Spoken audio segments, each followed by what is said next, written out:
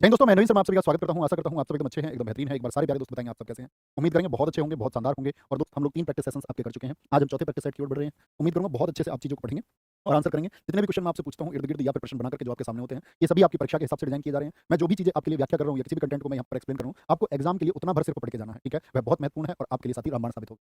तो निम्नलिखित में से कौन-सी उपाधि है जो हर्ष ने ग्रहण की थी? हर्ष आप जानते हैं साथी, जब आपका गुप्त वंश के बाद में आपका हम बात करते हैं गुप्तोत्तर काल की, तो गुप्तोत्तर काल में सबसे बड़ा नाम आता है आपका किसका? वर्धन वंश का। तो हर्ष जो है वो किस साम्राज्य से था एक बार बताएँगे? वर्धन वंश से था। वर्धन वंश जिसको हम आपका और किस नाम से जानते हैं? पुष्यभूति के नाम से जानते हैं और पुष्यभूति ही इसका संस्थापक है, पुष्यभूति वंश, ठीक है? तो इसी गद्दी पर आपका हर्ष जिसको हम हर्षवर्धन के नाम से भी जानते हैं। हर्षवर्धन ने भारत पर कितने वर्ष तक शासन किया था आप बता सकते हैं? कोई साथी हमारा बता पाए? तो हर्षवर्धन ने कुल 606 से लेकर के 647 एडी तक शासन किया, यानी कि हम बात करेंगे साथी 41 वर्षों का शासन है। कई बार परीक्षाओं में पूछा जाता है हर्षवर्धन का कुल शासन कितने वर्षों का है? तो क्या आएगा उत्तर उत्तर दोस्त आपका 41 वर्षों का। और हर्षवर्धन की जो उपाधि है वो परम माहेश्वर है। हर्षवर्धन के बारे में दोस्त आपको याद रखना है कि हर्षवर्धन जो है आपका इनका जो वंशज था आपका वो थानेश्वर के थे। इनके जो वंशज थे वो कहाँ के थे? वो थानेश्वर हरियाणा के इनके वंशज थे, ठीक है? बाद में इनकी बहन जो थी आपका राजश्री उसकी शादी हुई थी कन्नौज में, लेकिन उनका साम्राज्य किसने छीन लिया था? 2 शासक थे। एक तो देवगुप्त था आपका मालवा का शासक, देवगुप्त मालवा का शासक था आपका और दूसरा शासक था शशांक, जिसने बोधि वृक्ष को कटवाया था। शशांक कहाँ का शासक था बताएं जरा? शशांक आपका साथी गौड़ प्रदेश अर्थात पश्चिम बंगाल का शासक था। गौड़ प्रदेश उस समय बंगाल को कहते थे, ठीक है? तो इन दोनों ने जो इनकी बहन की शादी हुई, इनकी बहन की शादी कहाँ पर हुई थी? राजश्री की शादी कहाँ पर हुई थी बताएंगे? उत्तर प्रदेश में हुई थी और उत्तर प्रदेश में उसकी शादी हुई थी कन्नौज में। तो इनका जो साम्राज्य है वो किसने हड़प लिया था आपका? वहाँ पर हमला कर दिया था किसने? देवगुप्त और शशांक दोनों ने मिलकर। तो पूछा जाता है बहुत बार कि वर्धन वंश आपका उन्होंने अपनी राजधानी थानेश्वर से कहाँ पहुँचाई थी? तो थानेश्वर से कहाँ पहुँचे थे? पहला उत्तर आपका आना चाहिए कि थानेश्वर से कन्नौज, यानी हरियाणा से वो यूपी गए थे, आपको पता होना चाहिए, ठीक है?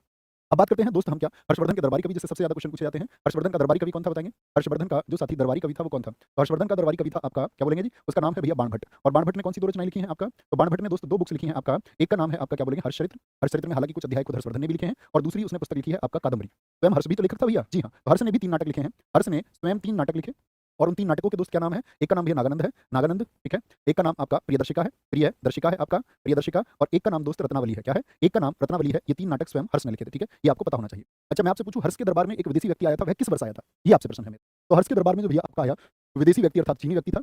उस विदेशी व्यक्ति का नाम है आपका हुयेन क्या बोलेंगे? सांग के नाम से भी उसको जानते हैं, तशांग के नाम से भी उसको जानते हैं। हुयेन सांग आया था आपका और हुयेन सांग कब आया था दोस्त हमेशा याद रखेंगे 629 एडी में आया था और दोस्त आपका 644 एडी में वापस गया, यानी कि आपका ये भी 15 वर्षों तक भारत में रहा था और इसी को हम कहते हैं प्रिंस ऑफ पिलग्रिम्स यानी यात्रियों का राजकुमार किसको कहा जाता है? यात्रियों का राजकुमार, क्योंकि सबसे ज्यादा संकलन इसी ने किया। तो इसने कौन सी बुक लिखी थी अगर हम संकलन की बात कर रहे हैं? तो हिंदुस्तान की बुक का क्या नाम है साथी बताएंगे? बोलेंगे हिंदुस्तान की पुस्तक का नाम था भैया सी यू की। क्या नाम था? सी यू की नाम था, ये आपको पता होना चाहिए, ठीक है? हर्षवर्धन के बारे में इतनी जानकारी आपको होनी चाहिए। आगे आते हैं। निम्नलिखित शासकों में से किसने हर्षवर्धन को पराजित किया था? हर्षवर्धन उत्तर भारत का शासक था। अभी आपने कहा ना कि भैया कन्नौज उत्तर प्रदेश में उसकी राजधानी थी। तो मेरा प्रश्न आपसे यह है कि जब उसने दक्षिण विजय की नीति बनाई कि भाई अब मेरा उत्तर भारत में साम्राज्य हो चुका है, अब मुझे दक्षिण जाना चाहिए। तो दक्षिण पार करने के लिए जब नर्मदा नदी को पार करके उसने जीतने की बात की, तो नर्मदा नदी के तट पर ही 618 एडी में एक युद्ध हुआ। वो किस-किस के बीच हुआ था? हर्षवर्धन और पुलकेशिन द्वितीय के बीच में हुआ था, जिसमें विजयी कौन हुआ था? पुलकेशिन द्वितीय उसमें विजय हुआ था। क्या बोलेंगे? यानी हर्षवर्धन की हार हुई थी और हर्षवर्धन का दक्षिण विजय का जो सपना था वो अधूरा रह गया था, अधूरा रह गया था। नेक्स्ट दिलवाड़ा जैन मंदिर कहाँ पर स्थित है? दिलवाड़ा जैन मंदिर कल मैंने जिक्र भी किया था आपसे। दिलवाड़ा जैन मंदिर जहाँ पर नक्की झील है आपका राजस्थान में है और माउंट आबू पर स्थित है। कहाँ पर है? माउंट आबू पर स्थित है। दिलवाड़ा का जैन मंदिर कहाँ पर है? राजस्थान में है भैया। और राजस्थान में अगर बात करें तो वहाँ पर एक शासक थे भीम शाह। भीम प्रथम के ही एक मंत्री थे, सामंत थे, विमल शाह। क्या बोलेंगे? वो विमल शाह, उन्होंने इसका निर्माण कराया था, विमल शाह ने। कहाँ पर स्थित है भैया? माउंट आबू पर है ये। माउंट आबू जो कि एक पहाड़ी स्थल है, कहाँ का? राजस्थान का। माउंट आबू राजस्थान का एक पहाड़ी स्थल है। इसी से ऊपर जब आप 5 किलोमीटर जाएंगे तो राजस्थान की सबसे ऊंची चोटी आ जाती है, जिसका नाम है गुरु शिखर। गुरु शिखर की हाइट बता सकते हैं? राजस्थान की सबसे ऊंची चोटी गुरु शिखर की हाइट कितनी है? मैं आपसे जानना चाहूँ।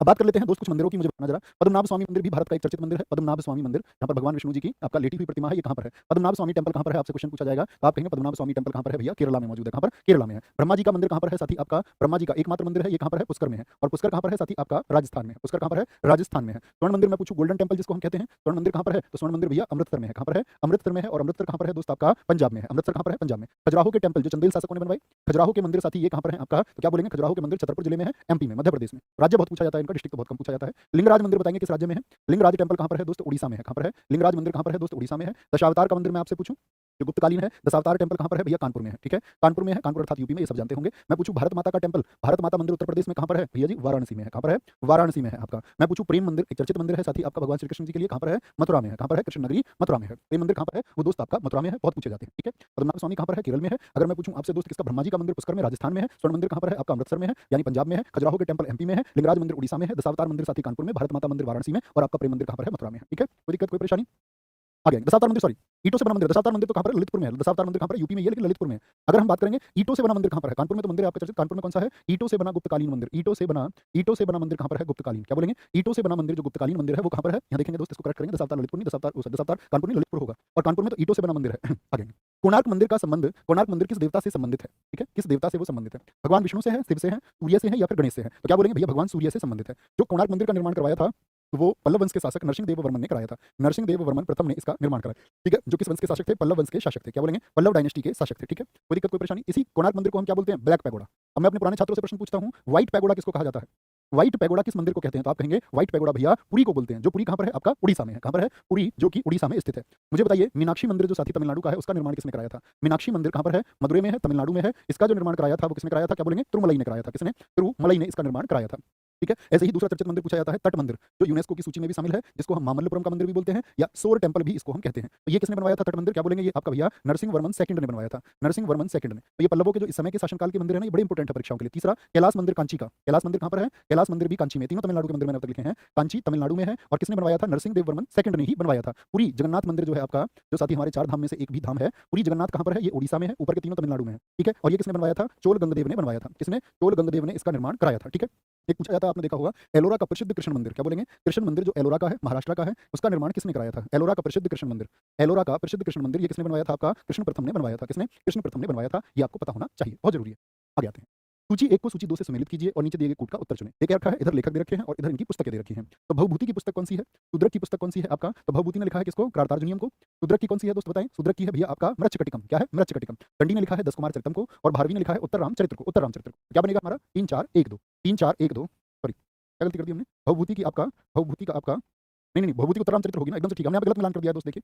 भवभूति हमने कहा पर कार्तार्जुनियम, कार्तार्जुनियम तो भारवी की पुस्तक है। भवभूति की दोस्त उत्तर रामचरित्र होगी और शूद्रक की क्या होगी? मृच्छकटिकम और दंडी की दस कुमार चरितम है। अब मिलान ठीक है। हम यहाँ पर गलती कर रहे थे कि भारवी की पुस्तक हम किसको चुन रहे थे? आपका उत्तर रामचरित्र को। ये सही मिलान नहीं था। तो क्या मिलान बनेगा आपका? 2 2 4 1 3। अब ठीक है, ये भी विकल्प में नहीं है शायद। 2 4 1 3 नहीं, ठीक है, ठीक है, ठीक है। 2 4 1 3 एकदम से सही है, ऑप्शन सी सही हो जाएगा। 2 4 1 3। एक प्रसिद्ध रचना पूछी जाती है साथी अश्वघोष की, कि अश्वघोष ने कौन सी रचना की है? अश्वघोष की रचना का क्या नाम है? तो अश्वघोष की रचना का नाम है चौदरानंद ब्रजसूची। क्या बोलेंगे? चौदरानंद जो आपका पुस्तक है, सिर्फ चौदरानंद भी नाम याद रखेंगे तो बात बन जाएगी। वराहमिहिर की पुस्तक का क्या नाम है साथी? वराहमिहिर की पुस्तक का नाम था पंच सिद्धांतिका, जिसको हम बोलते हैं वैसे व्रतजातक। क्या बोलते हैं? व्रतजातक। और कई बार परीक्षाओं में पंच सिद्धांतिका लिख के भी आता है। पंच सिद्धांतिका किसकी प्रसिद्ध पुस्तक है? तो क्या बोलेंगे भैया? वराहमिहिर की प्रसिद्ध पुस्तक है। किसकी है? वराहमिहिर की प्रसिद्ध पुस्तक है। आगे आएंगे। निम्नलिखित विदेशी यात्रियों पर विचार कीजिए और उनके कालक्रमानुसार व्यवस्थित कीजिए कि कौन सा जो विदेशी यात्री है दोस्त, वो भारत की यात्रा पर कब आया है, ये आपको बताना है। कौन पहले आया, कोई बाद में आया? मेघदूत क्या है? मेघदूत पुस्तक है दोस्त कालिदास की। उसमें मेघ कैसे मैसेंजर बनते हैं, एक यक्ष के लिए उसकी कहानी है। आगे आएंगे। नीचे इत्सिंग, अलबरूनी, फाहियान, ह्यूएनचांग, ये ह्यूएनसांग को लिख रहा है। तो फाहियान मैंने कल आपको बताया 399 से लेकर के 414 एडी तक भारत में रहा। कल के मेरे प्रश्न का उत्तर दें कि फाहियान किसके समय पर भारत आया था? फटाफट से बताएंगे। फाहियान किसके समय पर भारत आया था? ह्यूएनसांग की अभी मैंने आपको बताया सन 629 में आया और 644 तक भारत में रहा। 644 तक भारत में रहा। अलबरूनी की बात करते हैं तो जब अरबी आक्रमण हो गया, ये 1018-19 में आया था और इसी अलबरूनी ने बुक लिखी है आपका किताबुल हिंद, जिसको हम तहकीक हिंद के नाम से जानते हैं और बड़ी पूछी भी जाती है। किताबुल हिंद के लेखक कौन है? तो कौन है आपका? अरबी इतिहासकार अलबरूनी है। किताबुल हिंद या तहकीक हिंद हम कहें, एक ही बात होगी। इत्सिंग की बात करते हैं। इत्सिंग जो आया है किसी राजा के शासनकाल में नहीं आया, ये भारत भ्रमण पर आया 673 से 695 एडी तक भारत में रहा। तो अब बताइए सबसे पहले कौन आया है? फाहियान। दूसरे नंबर पर कौन आया है? ह्यूएनसांग। तीसरे पर इत्सिंग आया है और चौथे पर अलबरूनी आया है। अर्थात क्रम क्या बन जाएगा हमारा? 3 4 3 4 1 2 3 4 3 4 1 2। ऑप्शन सी दोस्त हमारा क्या हो जाएगा? एकदम से सही हो जाएगा, ठीक है। भारतीय संघवाद जो इंडियन फेडरलिज्म है, उसको संविधान में वर्णित किया गया है। क्या कहा गया है? भारतीय संघवाद को क्या बोलेंगे? भारत के संविधान में क्या कहा गया है? जब आप दोस्त आर्टिकल 1 को पढ़ते होंगे तो आर्टिकल 1 क्या कहता है? आर्टिकल 1 क्या कहता है? India that is Bharat shall be A union of states, shall be A union of states, अर्थात राज्यों का क्या बोलेगा? राज्यों का एक यूनियन होगा। राज्यों का एक यूनियन होगा, भारत राज्यों का एक संघ होगा। ये बात आर्टिकल 1 में भैया की गई है। अच्छा, मुझे बताएं आर्टिकल 2 में क्या बताया गया है फिर? आर्टिकल 2 में क्या बताया गया है? भारत के बाहर से आप कुछ भी मिलाएंगे, भारत के बाहर से किसी राज्य का विलय करेंगे, जैसे पाकिस्तान के किसी राज्य को हमको मिलाना है, भारत के बाहर से कोई भी साथी विलय होगा, जैसे मान के चलो पाकिस्तान का कुछ मिला, ये हमने कभी किया ऐसा? जी भैया, ऐसा हमने आपका सिक्किम को मिलाकर कर चुके हैं हम। सिक्किम को मुझे बताएं किस वर्ष हमने अपने देश में मिलाया था सिक्किम को? तो सिक्किम के लिए आपका 36वां संविधान संशोधन हुआ था 1975 में और सिक्किम भारत का 22वां राज्य बन गया था। क्या बन गया था? 22वां स्टेट सिक्किम बना था। तो भारत के बाहर से यानी भारत की सीमाओं के बाहर से कुछ भी भारत में मिलेगा तो वो मिलेगा दोस्त किससे? आर्टिकल 2 से। आर्टिकल 3 क्या कहता है? ये सबसे इंपॉर्टेंट है, इसको इंपॉर्टेंट मार्क कर लेना अपनी परीक्षा के लिए। आर्टिकल 3 क्या कहता है? कि भारत के अंदर कुछ भी होगा तो भारत के अंदर जो परिवर्तन होंगे यानी भारत के राज्यों के नाम, स्टेट्स के या यूटी के आप नाम, ठीक है, या सीमा बदल रहे हैं, सीमा में जो परिवर्तन होंगे यानी उनके जो नेम चेंज होंगे या उनके जो बॉर्डर चेंज होंगे वो आर्टिकल 3 के अनुसार होते हैं। इसको हम याद रखते हैं। आर्टिकल 3 में 3 कौन-कौन हुए थे? आर्टिकल 3 में 3 कौन-कौन हुए थे? आपका सीयूजे कौन-कौन? छत्तीसगढ़। मैंने इसी कक्षा में आपको बताया छत्तीसगढ़ का गठन किस राज्य से अलग होकर हुआ था? बताइए जरा। उत्तराखंड आर्टिकल 3 के द्वारा बना यानी उत्तर प्रदेश सबसे ज्यादा पूछा जाता है। तो यूपी से अलग होकर बना तो आपको पता ही होना चाहिए। तो यूपी के कितने 13 पहाड़ी जिलों को अलग करके बना दिया गया था। 13 जो आपका पहाड़ी जिले थे उनको अलग करके बना दिया गया था यूपी से। छत्तीसगढ़ को साथी आपका किससे? क्या बोलेंगे? छत्तीसगढ़ को भैया एमपी से अलग करके बनाया गया था और झारखंड को आपका बिहार से अलग करके आर्टिकल 3 में। यानी कि ये भारत के राज्य, भारत की सीमा के अंदर है ना, तो भारत की सीमा के अंदर जो कुछ भी बदलेगा वो आर्टिकल 3 से। आर्टिकल 3 से 3 याद रखेंगे, ठीक है। तो क्या बोलेंगे? कई साथियों को उत्तर आया भैया 1 नवंबर सन 2000 और ये बताओ इसकी डेट बताओ। इसकी क्या होगी भैया? 9 नवंबर सन 2000 है और इसकी डेट क्या है? 15 नवंबर सन 2000 है, ठीक है। ये डेट बड़ी पूछी जाती है। राष्ट्रपति पद के नामांकन में प्रस्तावकों का मतलब है कि कितने लोग उसमें प्रपोजर्स होंगे और अनुमोदक सेकेंडर्स होंगे, ये सब एमपी लोग होते हैं, मेंबर ऑफ पार्लियामेंट होते हैं, ठीक है। नहीं तो कोई भी मुंह उठा के राष्ट्रपति का चुनाव लड़ लेगा, हम तुम भाग लेंगे राष्ट्रपति का चुनाव लड़ने के लिए, तो उसके लिए 50-50 100 एमपी का समर्थन होना चाहिए। तो हर व्यक्ति ऐसा नहीं है कि भीड़ नहीं लगेगी। तो कितने लोग हैं? 50 और 50। मुझे बताइए किस वर्ष से ये हुआ? 50 और 50 याद रख लेना। पहले कितने होते थे प्रश्न पूछे तो 1997 तक तो दोस्त 10-10 ही हुआ करते थे, 1997 तक, ठीक है। राष्ट्रपति के चुनाव के लिए आयु कितनी चाहिए जरा बताएं? कम से कम कितनी एज होनी चाहिए? राष्ट्रपति का चुनाव लड़ने के लिए कम से कम एज कितनी होनी चाहिए? तो आप कहेंगे कम से कम एज 35 वर्ष होनी चाहिए, यही राज्यपाल के लिए है, ठीक है। और जो चुनाव में भाग लेने वाले लोग हैं वो कौन है? यहाँ पर विकल्प बना के देता है। विकल्प ए मैं आपको देता हूँ, राष्ट्रपति के चुनाव में प्रेसिडेंट का जो इलेक्शन होता है उसमें कौन-कौन पार्टिसिपेट करते हैं, ठीक है। जैसे एक मैं देता हूँ आपको कि दोनों सदनों के सदस्य, उत्तर बताना दोस्तों, दोनों सदनों के सदस्य जो कि निर्वाचित हों आपका, वो भाग लेंगे, यस और नो। इस विकल्प पर विचार करें सारे दोस्त, मुझे बताएं या दोनों सदन यानी कि आपका स्थायी सदन जो उच्च सदन है राज्यसभा और जो निम्न सदन है लोकसभा, दोनों के सदस्य भाग लेते हैं, यस और नो। सारे दोस्तों का उत्तर आना चाहिए भाई। जी भैया, यस दोनों के भाग लेते हैं। अच्छा, क्या मुझे ये बताइए जो नामांकित सदस्य हैं, जैसे राज्यसभा में आप जानते हैं कि पहले तो आपका राज्यसभा में आप जानते हैं कि कितने सदस्य, राष्ट्रपति 12 सदस्य नामित करते हैं, आयरलैंड के संविधान से हमने प्रोसेस को लिया। तो क्या वो नामांकित लोग, तो आप कहेंगे राष्ट्रपति ही तो उनको नामांकित करता है, तो वो तो राष्ट्रपति का ही फेवर कर देंगे, तो राष्ट्रपति के चुनाव में उनको भाग लेने का अधिकार नहीं है। तो क्या बोलेंगे? नामांकित नहीं होंगे, नॉमिनेटेड नहीं होंगे, जो इलेक्टेड है वही भाग लेंगे, जो निर्वाचित है। अच्छा, जो विधानसभा के दोनों सदनों के सदस्य हैं, बोलेंगे विधानसभा के निर्वाचित सदस्य लेते हैं भाग या नहीं लेते हैं? जी हाँ, विधानसभा के भी निर्वाचित सदस्य भाग लेंगे, सभी राज्यों के, क्या बोलोगे? ऑल स्टेट्स, सभी के सभी राज्यों की आपका जो असेंबली है, और साथ में यूटी कौन-कौन सी भाग लेती हैं? तो वो सभी यूटी जिनमें विधानसभा है, जैसे दिल्ली में विधानसभा है या नहीं है? जी हाँ, केजरीवाल है। पुडुचेरी में विधानसभा है या नहीं है? जी भैया। जम्मू कश्मीर में साथी आपका जो कश्मीर है उसमें विधानसभा है या नहीं है? तो आप बोलेंगे जी भैया। तो कश्मीर की विधानसभा जो है उसके भी लोग भाग लेंगे, लेकिन लेंगे कैसे? निर्वाचित। इसी बात को विकल्पों में अलग-अलग करके लिख के दे देता है कि राष्ट्रपति के चुनाव में कौन भाग नहीं लेगा। तो एक विकल्प मिलेगा राज्यसभा और लोकसभा के नामांकित सदस्य, आपको टिक कर दे। नॉमिनेटेड भाग नहीं लेंगे। इतनी बात में कोई दिक्कत, कोई परेशानी नहीं जी।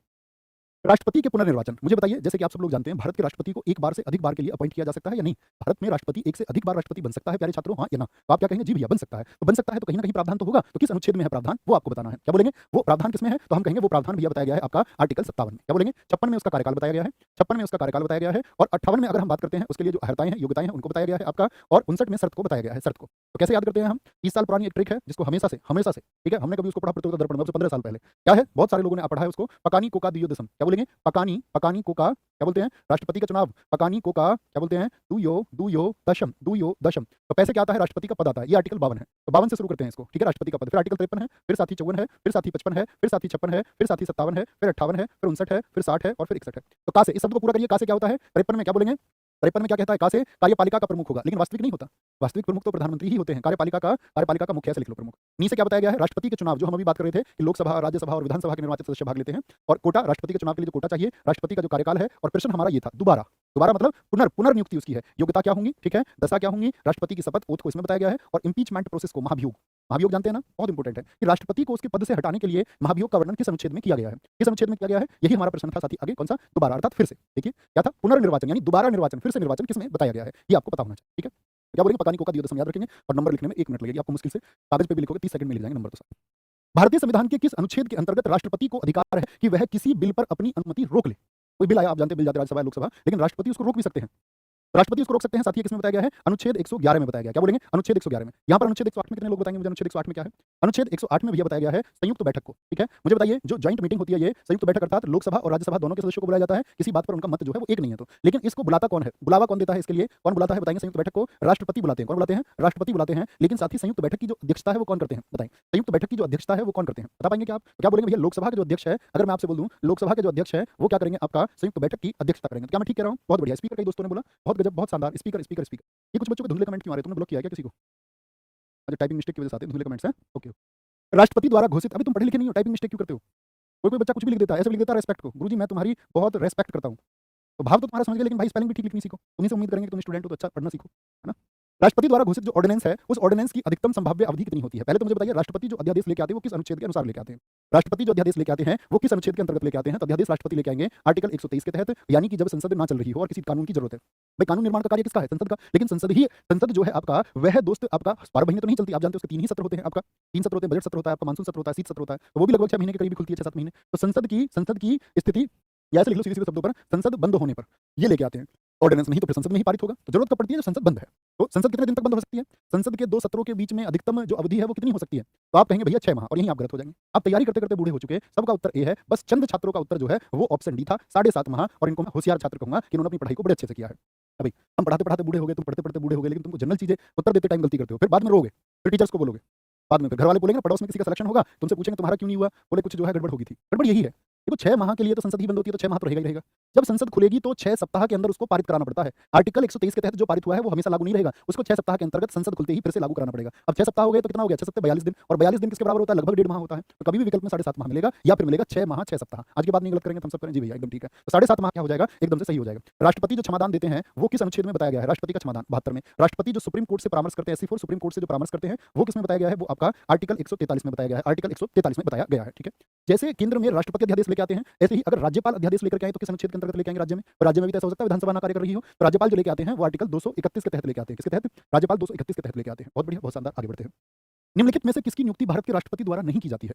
तो अनुसूचित जातियों और जनजातियों के लिए एक विशेष अधिकारी यानी जो आयोग है, आयोग के अधिकारी को नियुक्त करते हैं राष्ट्रपति।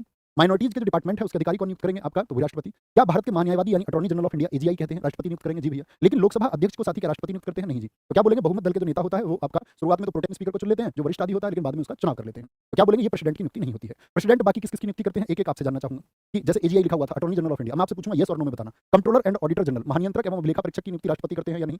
बोलेंगे अपॉइंटमेंट बाय प्रेसिडेंट, राष्ट्रपति द्वारा नियुक्तियां। तो क्या की नियुक्ति करते हैं? यस और नो बताना भैया। जो मुख्य चुनाव आयुक्त है, चीफ इलेक्शन कमिश्नर, मुख्य चुनाव आयुक्त की नियुक्ति, मुख्य चुनाव आयुक्त चीफ इलेक्शन कमिश्नर इसको बोलते हैं। क्या बोलेंगे? चीफ इलेक्शन कमिश्नर की नियुक्ति होगी या नहीं होगी? बोलना जरा। मुख्य न्यायाधीश चीफ जस्टिस ऑफ इंडिया जो सुप्रीम कोर्ट के होते हैं उसकी नियुक्ति करेंगे या नहीं करेंगे? यस और नो। सीजेआई की नियुक्ति चीफ जस्टिस ऑफ इंडिया की मुझे बताएंगे दोस्त। आपसे मैं पूछूंगा जो फाइनेंस कमीशन होता है, वित्त आयोग के अध्यक्ष की नियुक्ति क्या बोलेंगे? प्रेसिडेंट ऑफ फाइनेंस कमीशन, वित्त आयोग का जो अध्यक्ष है ये नियुक्त करते हैं। यस और नो बताना जरा फटाफट से। करेंगे या नहीं करेंगे? तो क्या बोलेंगे? ये सबसे प्रमुख है, इनको याद रखेंगे तो भी बात बनेगी। इन्हीं से हमारे प्रश्न हल हो जाते हैं। तो सभी के उत्तर क्या है? कुछ के नो भी आ रहे हैं। देखो ये चारों के चारों क्या बोलेंगे? प्रेसिडेंट द्वारा नियुक्त होते हैं। नो वालों तुम्हारा नो बन जाएगा, पढ़ लो, अभी भी टाइम है, पढ़ लो, थोड़ा बहुत एफर्ट लगा लो। निम्न में से सबसे बड़ा हिमनद कौन सा है? ग्लेशियर जिसको हम कहते हैं, जो नदियों में जो पानी आता है। आपसे कोई पूछे पानी कैसे बन रहा है, तो समुद्र का पानी वाष्पीकृत होकर वापस क्या बनता है? जल बनता है। तो ऐसे एक क्या है? जो ग्लेशियर पिघल रहे हैं, तो ग्लेशियर को ही हम हिमनद कहते हैं। तो सबसे बड़ा है सियाचिन जो जम्मू कश्मीर में है। यहीं पर साथी -56 डिग्री तक टेम्परेचर होता है और हमारी सेना क्या बोलेंगे? यहीं पर दस्त देती है साथी, यहीं पर उनकी गश्त होती है, ठीक है, याद रखेंगे। ऊंचाई पूछ ले सियाचिन की कोई ऊंचाई, सियाचिन स्थल की तो 5753 मीटर है, 5753 मीटर और 76 किलोमीटर लंबा है। -56 डिग्री सेल्सियस पर वहां हमारे जवान तैनात होते हैं और ऐसी ही एक सुरक्षा का जिम्मा तुम्हारे भी होगा साथी। आप भी इस प्रदेश की कमान को संभालेंगे और इस प्रदेश की सुरक्षा एक दिन तुम्हारे जिम्मे होगी। आज आप देखते हैं कि पुलिस को लेकर के कैसी छवि है, जनमानस के बीच में कैसी छवि है पुलिस को लेकर के, लोग कैसा सोचते हैं। दरअसल में सभी पुलिस ऐसा नहीं होती। हमने देखा है हमारे घर में पुलिस है, मतलब पुलिस वाले हैं ऐसे समझिए। तो जरूरी नहीं है कि सभी एक जैसे हों, तो आप भी उसी तरह के आदर्श बन के स्थापित करेंगे कल को जब आप सेलेक्ट हो जाएंगे। तो आप भी वो दिखाएंगे लोगों को कि सही मायने में पुलिस का चेहरा भ्रष्टाचार का नहीं है, पुलिस का चेहरा सेवा का चेहरा भी। बुमला, ये यहाँ पर दर्रे दिए हुए हैं, कुछ पास दिए हुए हैं। बुमला, अरुण ने आंचल से कहा तुम मेरी होती हो या नहीं होती हो? नहीं तो मैं अभी बम लाता हूँ। कोई नहीं, ये तो हंसने की बात है। तो बुमला कहाँ का है? अरुणाचल प्रदेश का। जलेपला, क्या बोलेंगे? जल के आदमी क्या हो जाता है? सिक हो जाता है, बीमार हो जाता है। ये भी मजाक की बात हुई। जलेपला सिक्किम में है। मुलिंगला कहाँ पर है साथी? उत्तराखंड में है। और सिप के लाइस को याद करते थे शिमला, शिमला कहाँ पर है? हिमाचल प्रदेश में। ऐसे याद करते थे हम तो। 1 1 3 4 1 3 4 2 1 3 4 2 तो कौन सा बन जाएगा? ऑप्शन बी बन जाएगा, एकदम से सही हो, एकदम से सही होगा, ठीक है। आगे आते हैं। मुझे बताओ नाथुला जो पास है, पास को हम दर्रा भी कहते हैं साथी। नाथुला पास बोल दे या नाथुला दर्रा बोल दे। नाथुला दर्रा भारत के किस राज्य में स्थित है? भैया सिक्किम में स्थित है। कहाँ पर है? सिक्किम में स्थित है, ठीक है। मुझे बताइए दीफू दर्रा भारत के किस राज्य में है? तो जहाँ पर बुमला है क्या बोलेंगे भैया? अरुणाचल में है। दीफू दर्रा कहाँ पर है? वो अरुणाचल प्रदेश में है। कहाँ पर है? अरुणाचल प्रदेश में है। रोहतांग बताइए, रोहतांग दर्रा भारत में कहाँ पर है? रोहतांग दर्रा आपका हिमाचल प्रदेश में है। माना और नीति पास कहाँ पर है? माना और नीति पास कहाँ पर है? ये आपके उत्तराखंड में है भैया, UK4 उत्तराखंड। पालघाट दर्रा भारत में कहाँ पर है? बोलेंगे फटाफट से। पालघाट बोरघाट दर्रे कहाँ पर है? पालघाट बोरघाट दर्रे ये केरल बॉर्डर तक हालांकि जाते हैं, लेकिन कहाँ पर है? महाराष्ट्र में है। जो जिला की बात करते हैं, जो जिला क्या बोलेंगे? जो जिला है क्या बोलेंगे? जम्मू कश्मीर में, जम्मू कश्मीर में। चांगला में आपसे पूछूं, चांगला कहां पर है? चांगला पास जम्मू कश्मीर में। पनिहाल दर्रा कहां पर है साथी? पनिहाल दर्रा कहां पर है आपका? तो क्या बोलेंगे? वो भी आपका जम्मू कश्मीर में है। एक साथी अरुणाचल का बोमडिला भी पूछा जाता है। क्या बोलेंगे? बोमडिला दर्रा कहां पर है? बोमडिला पास। तो क्या बोलेंगे? बोमडिला पास जो है भैया वो हमारा कहां पर है? दीपू में है। जरा लगाओ जोर अगले प्रश्न पर। भारत के किस राज्य में मानसून का आगमन सबसे पहले होता है? जब पुलिस की ड्यूटी तुम्हारी रहेगी ना, जब तैनाती मिलेगी, जैसे तैनाती ऐसा होता है कि आपका कई बार तो भैया कुछ ऐसे क्षेत्र हो जाते हैं, अगर बोलते हैं ना दंगाग्रस्त क्षेत्र, महीनों तक ड्यूटी रहती है और कई बार तो घंटों घंटों तक, कई दिन तक ड्यूटी रहती है। तो उस ड्यूटी में जैसी तैनाती तुम्हारी होने वाली है, उस तैनाती का परिचय यहाँ कक्षा में दिया करो। टूटे फूटे नहीं, मजबूती से खड़े हुए, मजबूती से बैठे हुए, या जिस स्थिति में भी आप अभी हैं, लेट के मत पढ़ना बस। कोई गणित को भी ऐसे पढ़ लेता लेट के, क्लास देखता रहता है, ठीक है। भारत के किस राज्य में मानसून का आगमन सबसे पहले होता है? हमारे मामा की लड़की देख रही थी ऐसे क्लास लेट के गणित, लेट के राहुल तेवतिया सर की क्लास देख रही थी। ऐसा गणित समझ में आ जाएगा तेरे? अरे हाँ ऐसे समझ में आ जाएगा। ऐसा मत करना भाई, उसका कहीं पर सिलेक्शन नहीं हुआ। मतलब सिलेक्शन क्या है, लोगों की तैयारी छूट जाती है, और उसने अपने 2-4 महीने पढ़ी फिर छोड़ दी तैयारी। मेहनत करनी है कस के। भारत के किस राज्य में मानसून का आगमन सबसे पहले होता है? तो मानसून का आगमन सबसे पहले कहां पर होता है दोस्त? क्या बोलेंगे? केरल में। और भारत में जो सर्वाधिक वर्षा ये करता है, ये कौन सा करता है? दक्षिण पश्चिम मानसून से होती है। किससे होती है? दक्षिण पश्चिम मानसून से ये वर्षा होती है सबसे अधिक। क्या करती है भारत में? सबसे अधिक वर्षा आपसे पूछे किस मानसून की वजह से होती है? सबसे अधिक वर्षा का कारण यही होता है, ठीक है, सबसे अधिक वर्षा। निम्नलिखित युग्मों में से कौन सा सही सुमेलित नहीं है? कौन सा जुड़ा है जो सही नहीं है? आम की बौछार, जो आमों को साथी पकाने के लिए इसको आम्र वर्षा भी हम कहते हैं, मैंगो सॉवर, क्या केरल में होती है? जी हाँ। मंजरी की बौछारें क्या कर्नाटक में होती हैं? लू क्या हरियाणा में? जी हाँ। जो सारा नॉर्थ इंडिया है, उत्तर भारत है, उसमें दोस्त आपका लू ही बहती है। लेकिन काल बैसाखी राजस्थान तो उत्तर भारत में, राजस्थान में भी लू चलती है। लेकिन क्या बोलेंगे आपका जो काल बैसाखी है दोस्त, ये तो पश्चिम बंगाल में बहती है। कहां पर? बोलो, पश्चिम बंगाल में बहती है, ठीक है। काली मिट्टी के संदर्भ में कौन सा कथन सही है? भोलेनाथ की कसम ठीक उत्तर आ जाना चाहिए सब लोगों का। काली मिट्टी के संदर्भ में कौन से कथन सही है? इन्हें रेगुड़ के नाम से भी जाना जाता है। क्या काली मिट्टी को हम रेगुड़ भी कहते हैं? तो आप कहेंगे जी भैया, इसको करेल भी कह देते हैं, इसको चेरनोजम भी कह देते हैं। क्या बोल देते हैं? चेरनोजम मिट्टी भी इसको कनाडा में कहा जाता है। हालांकि उत्तर प्रदेश में जो झांसी बुंदेलखंड वाला क्षेत्र है उसमें इसको करेल कहा जाता है। काली मिट्टी को यूपी में करेल कहाँ कहा जाता है? यूपी में करेल कहाँ पर कहा जाता है? तो झांसी क्षेत्र जो बुंदेलखंड का क्षेत्र है, ठीक है। इसमें लोहा, चूना और कैल्शियम, पोटास पाए जाते हैं। जी भैया, तो क्या बोलेंगे? 1 और 2 दोनों ठीक हो गए। अब बात आते हैं काली मिट्टी, मुझे आप बताइए किस खेती के लिए सबसे अच्छी है? जो साथी ब्लैक सॉइल है वो किस खेती के लिए सबसे? तो कपास के लिए वरदान है। किसके लिए? कपास के लिए। कपास के लिए ये वरदान है। कपास के लिए ये वरदान है, ठीक है। मुझे बताइए इसका जो काला रंग होता है वो किसकी वजह से होता है? अक्सर परीक्षाओं में पूछा गया है। तो क्या बोलेंगे? टिटेनीफेरम। टिटेनीफेरम क्या बोलेंगे जी? टिटेनीफेरम की वजह से होता है। टिटेनीफेरम मैग्नेटाइट कहें तो ज्यादा अच्छा है। टिटेनीफेरम मैग्नेटाइट की वजह से होता है। मुझे बताओ काली मिट्टी सबसे ज्यादा कहां पर पाई जाती है? किस राज्य में? सबसे ज्यादा विस्तार इसका कहां पर है? तो आप बोलेंगे सबसे ज्यादा महाराष्ट्र में है। महाराष्ट्र के बाद में कर्नाटक, कर्नाटक फिर गुजरात, कर्नाटक फिर गुजरात फिर एमपी में है। कहां पर है? फिर मध्य प्रदेश में है, ठीक है। पाने को तो और भी बहुत जगह पाई जाती है। तो याद रख लेना, इसमें जो नमी धारण करने की क्षमता है वो बहुत ज्यादा होती है, ठीक है। कोई दिक्कत कोई परेशानी? बोलेंगे भैया भैया जो अध्यादेश है मैं पीछे चल रहा था, अध्यादेश गलत लिख दिया है 231। अध्यादेश किसका 231? राष्ट्रपति का साथी 123 और आपका क्या बोलेंगे? राष्ट्रपति का आपका क्या बोलेंगे? राष्ट्रपति का अध्यादेश क्या हमने गलत लिख दिया? एक भाई हमारे कमेंट करें जरा बताएंगे। यहाँ पर हमने कुछ किया था, कुछ गलत लिख दिया क्या? हाँ हाँ हाँ, यहाँ देखिए जरा ध्यान से, राज्यपाल का अनुच्छेद कौन सा होगा साथी आपका? राज्यपाल का अनुच्छेद कौन सा होगा? यहाँ ध्यान से देखिए। तो क्या बोलेंगे? 213 होगा। स्टेट में जो होगा हमने गलती से यहाँ पर 231 लिख दिया, इसके लिए माफ करेंगे साथी। राज्यपाल जो गवर्नर स्टेट में लेके आएंगे वो 213 से लेके आएंगे, और जो आपका साथी आपका प्रेसिडेंट लेके आएंगे, केंद्र में संसद नहीं है, तो 123 लेके आएंगे। थम्स अप करके बताएं एक बार कि सब लोग ठीक कर चुके हैं इसको? सब लोग इसको ठीक कर चुके हैं? एक बार बोलेंगे जी भैया इसको हम ठीक कर चुके हैं। मुझे बताइए भारत में सबसे अधिक जो उपजाऊ मृदा वाली उपजाऊ मृदा कौन सी है? उपजाऊ मृदा का मतलब सबसे अच्छी जो साथी सॉइल है जिसमें आपका मतलब कृषि सबसे अच्छे से होती है, तो वो गंगा जमुना का मैदान कहा जाता है। तो दो नदियों के बीच का, जिसको दो आब भी बोलते हैं, दो आब का मतलब क्या? दो आब माने पानी, दो पानियों के बीच की भूमि। तो गंगा जमुना के बीच की जो भूमि है उसको साथी हम जलोढ़ मृदा कहते हैं। जलोढ़ मृदा। और जलोढ़ मृदा क्यों भैया इतनी ज्यादा आपका बोले आपसे की उपजाऊ होती है? तो आपका पोटास और चूना की इसमें अधिकता होती है। क्या बोलेंगे? अधिकता होती है। और क्या होती है? इसमें नाइट्रोजन की कमी होती है, इसलिए हम अपने खेतों में अक्सर क्या यूरिया बिखेरते हैं। क्या बोलेंगे? यूरिया, क्योंकि यूरिया में नाइट्रोजन ही तो होता है 40%। जी भैया, अब मुझे एक बार बता दो दोस्त, सारे दोस्तों का गजब सा उत्तर आ जाए कि पुरानी जलोढ़ को हम क्या कहते हैं? पुरानी जलोढ़ मृदा को क्या कहा जाता है? तो जो पुरानी जलोढ़ है उसको हम बोलते हैं क्या? बांगर। यानी कि जो पुरानी पुरानी की पुरानी जिस पे नदियों का पानी नहीं आया, लेकिन जो नई जलोढ़ है जो हर वर्ष नदी में पानी आता है और नवीनीकृत होती रहती है, नई होती रहती है, उसको हम बोलते हैं खादर। खादर आपसे पूछे दोस्त, सबसे अधिक उपजाऊ तो है ही जलोढ़, सबसे अधिक क्षेत्रफल पे है। और वो साथी आज की कक्षा का विजेता है जो ये बता दे कि भारत में जलोढ़ मृदा का कितने प्रतिशत क्षेत्र पर विस्तार है। सबसे ज्यादा क्षेत्रफल इसी का है, सबसे ज्यादा क्षेत्रफल इसी का है। तो याद रख लेना ये भारत में साथी 43% क्षेत्रफल पर फैली हुई है। जो गेहूं है प्रमुख फसल, अगर हम बात करें जो हमारी जनमानस की फसलें हैं, गेहूं हो गया साथी आपका, गेहूं हो गया, एक आपका धान जिसको हम चावल कहते हैं, धान, अरहर, चना, मसूर, आलू, क्या बोलेंगे? जितनी भी दालें हैं, ठीक है, चना हो, मसूर हो, आलू हो, मक्का हो, ये सभी इसी भूमि में होती हैं। आपके आसपास होती होंगी, आपने देखी होंगी, क्योंकि आप सब यूपी के निवासी हैं। जी भैया हमने देखी है। तो क्या बोलेंगे किसके बीच का? दो नदियों के बीच का क्षेत्रफल 43%। गजब उत्तर बेटा। जिसने चोरी से लिखा होगा ना एक दूसरे का देख के, तो गलत बात है। फिर ध्वनि की गति कितने अधिकतम होती है बताएंगे? ध्वनि की गति देखो, ध्वनि की गति पहले तो मुझे बताओ कितनी होती है? तो किसने बताई थी ये भी बताना। एक लाप्लाक्स महोदय हुए हमारे, लाप्लाक्स साहब क्या कहते हैं कि ध्वनि की जो गति होती है वो 332 मीटर प्रति सेकंड होती है। 332 मीटर प्रति सेकंड होती है। कहां? वायु में होती है। कहां पर? वायु में होती है। निर्वात में तो सुनाई नहीं देगा कुछ, चंद्रमा पर कुछ क्यों नहीं सुनाई देता? क्योंकि वहां पे वायुमंडल नहीं है। निर्वात मत बोल देना, निर्वात में ढूंढी जाती है आपकी प्रकाश की गति 3 लाख किलोमीटर प्रति सेकंड। तो चंद्रमा पे कुछ क्यों नहीं सुनाई देता? क्योंकि वहां पर वायुमंडल नहीं है। और ध्वनि को अपने चलने के लिए क्या चाहिए? क्या चाहिए? एक साथी माध्यम चाहिए। ध्वनि की गति आप पूछ रहा है सबसे ज्यादा किसमें होगी? तो याद रख लेना सबसे ज्यादा ठोस में, और आपका ठोस से ज्यादा फिर आपका लिक्विड होता है, और फिर गैस होता है। क्या बोलेंगे? फिर गैस होता है। कई बार विकल्प में ऐसे देता है, कुछ गैसों के नाम दे देगा। जैसे मैं 4 ऑप्शन पूछूं आपसे, पानी, पानी, हाइड्रोजन, मुझे बताना 4 विकल्पों में से आप क्या चुनेंगे? पेपर में से आया हाइड्रोजन, हीलियम, हीलियम, और मैं एक दे दूं आपको विकल्प इस्पात यानी स्टील। तो इन चारों में किसमें सबसे ज्यादा होगी बताना, तब आप मेरी बात समझ पाए होंगे। तो इसका उत्तर दे देगा वो मेरी बात समझ पाया होगा। तो क्या बोलेंगे भैया? सबसे ज्यादा जो होती है वो ठोस में होती है, और ये तो लिक्विड हो गया, ये दोनों गैस हो गई, यानी कि इस्पात यानी स्टील में होगी। तो सबसे ज्यादा जो गति होती है दोस्त वो आपका किसमें होती है? ठोस में। और ठोस में भी पूछे सबसे ज्यादा किसमें होती है ध्वनि की गति? तो एल्यूमिनियम में होती है दोस्त आपका 6420 मीटर प्रति सेकंड होती है, सबसे ज्यादा है। द्रव में पूछे सबसे ज्यादा किसमें होती है? तो समुद्री जल में होती है, और समुद्री जल में होती है दोस्त 1531 मीटर प्रति सेकंड होती है, ठीक है। दूसरे नंबर पर इस पे आता है जो आपका साधारण जल, उसमें 1498 मीटर प्रति सेकंड होती है। गैसों में सबसे ज्यादा पूछे किसमें होती है? हाइड्रोजन में होती है। इस गैस में ध्वनि की गति सबसे ज्यादा होगी, तो हाइड्रोजन में होगी, ठीक है, गलती नहीं करनी है। आगे आएंगे। तो आपके निम्नलिखित में से किस पैमाने में कभी भी ऋणात्मक मान नहीं होगा? एक फॉर्मूला अपनी कॉपी पर लिखेंगे साथी, और आपको उसका इस्तेमाल मैं कल कराऊंगा, कल ऐसा ही प्रश्न लूंगा, ठीक है। मैं कल आपसे पूछूंगा, आज तक नहीं जानते हो लेकिन फॉर्मूला चाहिए कल के लिए तैयार। 3/5 बराबर f - 32/9 बराबर r/4 बराबर k - 273/5 होगा। ये कल याद चाहिए, कैसे भी करो मुझे पता नहीं है। क्या बोलेंगे भैया? ये सेल्सियस पैमाना है, इसका इस्तेमाल करेंगे हम कल के एक प्रश्न में। ऋणात्मक मान मैं आपको सिखाऊंगा, आज याद करना है सिर्फ। F4 क्या होता है? ये फ़ारेनहाइट है, ये फ़ारेनहाइट स्केल है, ये सबके संबंध है, क्योंकि पेपर में अक्सर आपने प्रश्न देखा होगा, कन्वर्जन का प्रश्न आता है कि 40 डिग्री तापमान सेल्सियस में क्या हो जाएगा। अभी उदाहरण देखेंगे, ये क्या है? ये केल्विन पैमाना है। तो केल्विन पैमाना जो होता है वो कभी भी साथी आपका केल्विन में जो ताप होते हैं वो ऋणात्मक में नहीं आते हैं। जैसे पहले और चौथे का रिलेशन देखना और थम्स अप करना। मैं बोल दूं पहले 1 2 3 4 किस किसका? सेल्सियस और केल्विन का हम टेम्परेचर देख रहे हैं। केल्विन k - 273/5, दोनों में बटे 5 बराबर है, कट जाएगा। तो c बराबर क्या हो गया? k - 273। अब मैं c की वैल्यू दे रहा हूं, यदि सेल्सियस में जो तापमान है डिग्री सेल्सियस बराबर 0 डिग्री है, सेल्सियस में जो तापमान है वो 0 डिग्री है, यानी अगर c 0 डिग्री हो जाए तो k कितना होगा? तो आप कहेंगे c अगर 0 हो गया तो k - 273। भैया k की वैल्यू चाहिए तो इसको हटाना होगा, ये माइनस का इधर आके क्या हो जाएगा बताएं जरा? माइनस का दूसरी तरफ जाके क्या हो जाएगा? तो k बराबर हो जाता है 273, यानी केल्विन में तापमान क्या आएगा? शून्य पर भी 273 आएगा। कितना आएगा? 273। तो कल इसकी मदद से कुछ भी वैल्यू रख लेना, आप c की जगह इन दोनों को रख लो,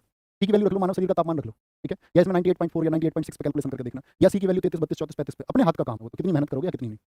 निकट दृष्टि दोष का इलाज कैसे किया जाता है? निकट दृष्टि दोष देखो नाम से देखना, लेकिन लगता तो ऐसा निकट की दृष्टि में दोष है इसकी, लेकिन ऐसा नहीं होता। निकट दृष्टि दोष में निकट की वस्तुएं तो दिखेंगी साफ और दूर की कैसी दिखेंगी? दूर की दिखेंगी आपका धुंधली। कैसी दिखेंगी? ये दिखेंगी नहीं, अदृश्य भी हो सकती है, दूर की धुंधली। जैसे दूर दृष्टि दोष में क्या होगा? बताना जरा, दूर दृष्टि दोष में क्या होता है? लग तो ऐसा रहा है दूर का दोष है, लेकिन दूर का क्या दिखेगा? दूर का साफ दिखता है, ठीक है? दूर का साफ दिखता है। तो निकट दृष्टि दोष के लिए हम हमेशा इस्तेमाल करते हैं कॉनकेव लेंस। निकट के लिए क्या है? अवतल। मुझे बताओ साथी, दूर दृष्टि दोष के लिए कौन सा लेंस इस्तेमाल होगा? दूर दृष्टि दोष के लिए तो याद रखेंगे भैया उत्तल लेंस इस्तेमाल होता है, यानी कि कॉन्वेक्स लेंस इस्तेमाल होता है। दूसरा एक रोग होता है साथी दूर दृष्टि दोष, तीसरा होता है जरा दृष्टि दोष।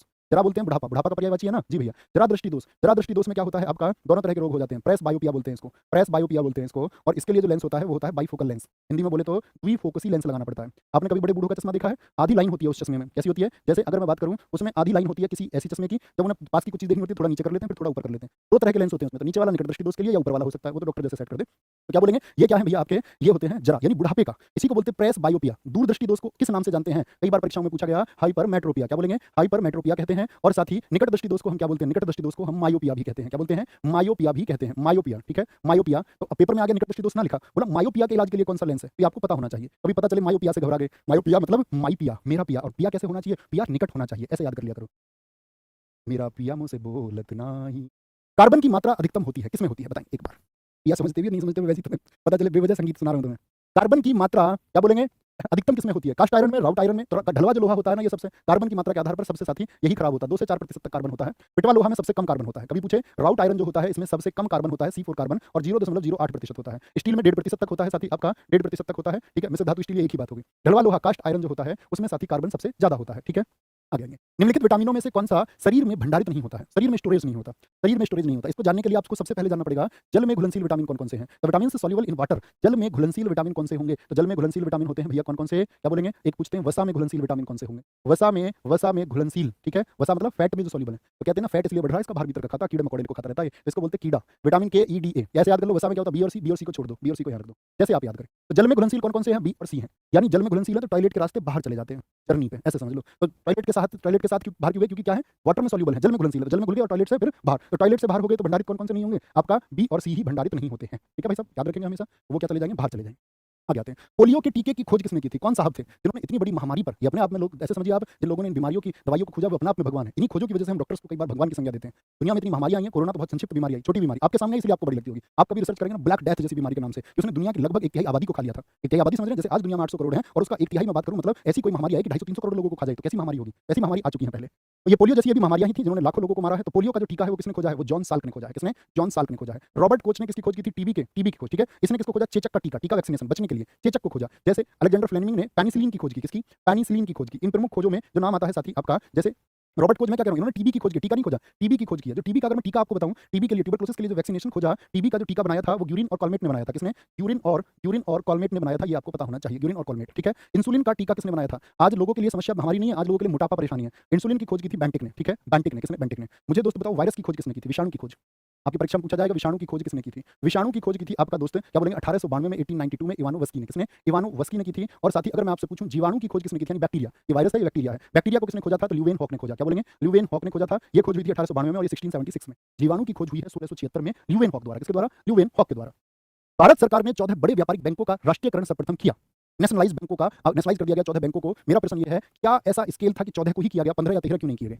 बता सकता है कोई? क्या वो धनराशि थी? तो याद रखना आपसे प्रश्न पूछा गया था आपका एसबीआई बैंक पीओ में, प्रश्न था 50 करोड़ से अधिक धनराशि के जितने भी बैंक थे उनको, और ऐसे बैंकों की संख्या यानी आधार क्या था? 50 करोड़ से ज्यादा का जिन बैंकों का साथी आपका लेनदेन था उनको नेशनलाइज किया गया था, ठीक है? कब किया गया था? 1969 में, 1969 में। कौन थी प्रधानमंत्री? प्रधानमंत्री थी इंदिरा गांधी। रिजर्व बैंक के गवर्नर कल बताइए, सबकी तरफ से उत्तर चाहिए भैया, बताइए कौन थे आपका गवर्नर? एल के झा थे। कौन थे? एल के झा थे। क्या बोलेंगे? और दूसरी बार जो साथी राष्ट्रीयकरण हुआ, दूसरी बार आपका 1980 में कितने बैंकों का किया गया था? 1980 में 1980 में 6 बैंकों का राष्ट्रीयकरण कर दिया गया। और इस समय साथी पीएम कौन थी आपका? इस समय भी इंदिरा गांधी ही थी। कौन थी? पीएम इंदिरा थी। लेकिन आरबीआई के जो गवर्नर थे, ये कौन है? एल के Jha, reserve bank of India के गवर्नर थे, आरबीआई के गवर्नर थे। और यहाँ पर आरबीआई के गवर्नर कौन थे? आईजी पटेल, इंद्र प्रसाद गोवर्धन भाई पटेल यहाँ पर थे। लेकिन यहाँ पर स्टैंडर्ड क्या रखा गया था? क्या आधार था? जिन बैंकों की जमा पूंजी 200 करोड़ से अधिक थी, 200 करोड़ से प्लस थी। और 1969 में क्या आधार था आपका? जिन बैंकों की जमा पूंजी क्या थी? जमा पूंजी क्या थी आपका? 50 करोड़ से अधिक थी। याद रखेंगे 50 और 200। जी भैया हम कभी गलती नहीं करेंगे। मुझे बताओ वर्तमान में साथी कितने बैंक हैं जो राष्ट्रीयकृत हैं? वर्तमान में नेशनलाइज बैंक कितने हैं? राष्ट्रीयकृत बैंक वर्तमान में कितने हैं? वर्तमान में राष्ट्रीयकृत बैंकों की संख्या भैया 12 है। कितनी है? 12 है।